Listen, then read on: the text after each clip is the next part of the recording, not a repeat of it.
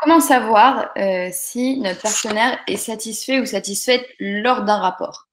Est-ce que ça dépend des décibels? Est-ce que sourire? À quoi ça se joue? Comment on fait pour savoir si vraiment on arrive à apporter du plaisir à l'autre? Tu vas être déçu de la réponse. Oh non! On n'en sait rien. Je vais être plus précis que ça. Je vais d'abord donner quelques chiffres. On a des enquêtes anonymes où on a demandé à des personnes s'ils ont déjà simulé le plaisir et en particulier simulé l'orgasme pendant les rapports sexuels. Personne, jamais. Non, pas avec toi, Diane, pas avec toi, mais en général, oui.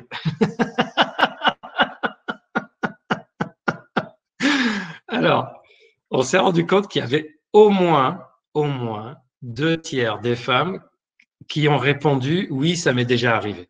Au moins 2/3.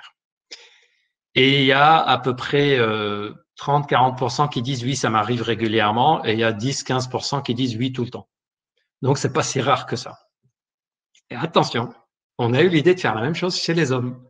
Parce que on peut avoir l'impression que les hommes ne peuvent pas simuler le plaisir. Eh bien, si, on s'est rendu compte que près d'un homme sur 4 a déjà simulé l'orgasme, a déjà fait semblant de jouir. Donc, c'est pas quelque chose de rare. Et la première chose qu'on regarde en tant que sexologue quand une personne dit avoir simulé le plaisir, c'est est-ce qu'il y a une mauvaise intention ou pas.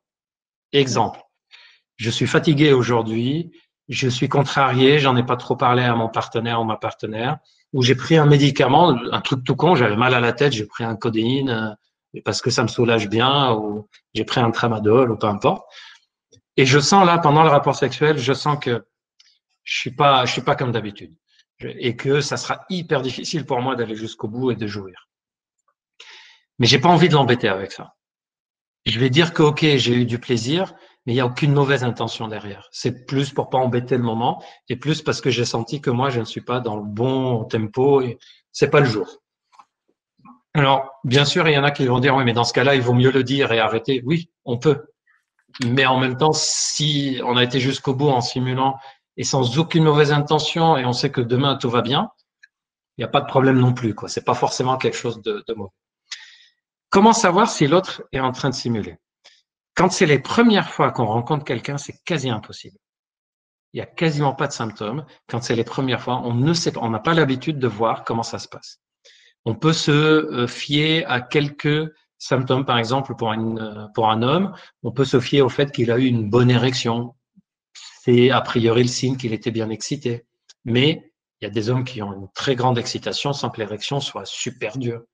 C'est pas forcément un repère, c'est une idée. Est-ce qu'il y a une éjaculation ou pas? Et là aussi, on peut avoir une éjaculation et pas pour autant dire que le rapport sexuel était top. C'est juste une éjaculation. Chez les femmes, on peut dire, bah oui, si elle a beaucoup lubrifié, c'est qu'elle était excitée. Oui, mais est-ce qu'elle l'était tout le temps et est-ce que le rapport dans sa globalité était satisfaisant pour elle? On n'en sait rien. J'entends parfois des choses, pour savoir si une femme, elle a vraiment joui, il faut toucher à tel endroit, il faut voir si ça c'est… Quand on ne connaît pas la partenaire, c'est super difficile à savoir. Et donc, il n'y a que le fait de dire, bon, bah, elle me fait entendre ou elle me transmet le message que c'était bien. Bon, bah, ok, les premières fois, je vais me baser là-dessus. En revanche, quand on connaît la personne, quand ça fait longtemps qu'on a une relation avec, en général, on a déjà eu l'occasion de repérer ce qui se passe quand il y a beaucoup de plaisir et quand il y a une jouissance. Quel type de contraction il y a dans le bas du ventre, quel type de contraction il y a au niveau du vagin, quelle attitude la personne a. Exemple simple, on a tous des petites choses qu'on fait avant de jouir, par exemple la respiration s'accélère ou s'arrête, le corps qui peut se tendre ou au contraire qui peut bouger de façon plus intense, les bras, les jambes, et il y a des variantes d'une personne à une autre. Et donc, ça, quand on l'a repéré, bah, c'est là-dessus qu'on va se baser, parce que c'est des choses qui ne se maîtrisent pas. C'est des choses qu'on ne peut pas forcément tricher.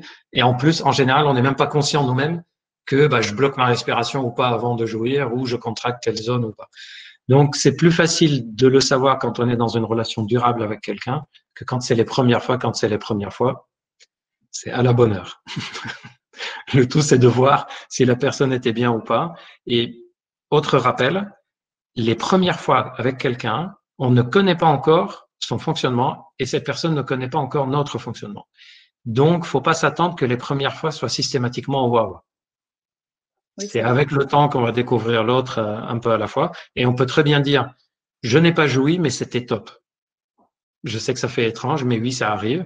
Et on va dire, mais j'ai adoré passer ce moment-là. Ok, je n'ai pas joui, mais c'était, voilà, ça m'a pas dérangé. Mais après, c'est vrai que pour savoir, on peut aussi poser la question. Oui. Et du coup, on peut. Oui. Et Après, les gens après, dans la discussion, ouais. pas oser dire que ça m'a pas trop plu. Mais à C'est partir ça. du moment, je pense qu'on est dans une relation de confiance, de bienveillance, on peut se poser la question. Et puis, Absolument. Et quand on pose des questions, ça donne la possibilité à l'autre d'en poser. Donc, on lui ouvre la voie.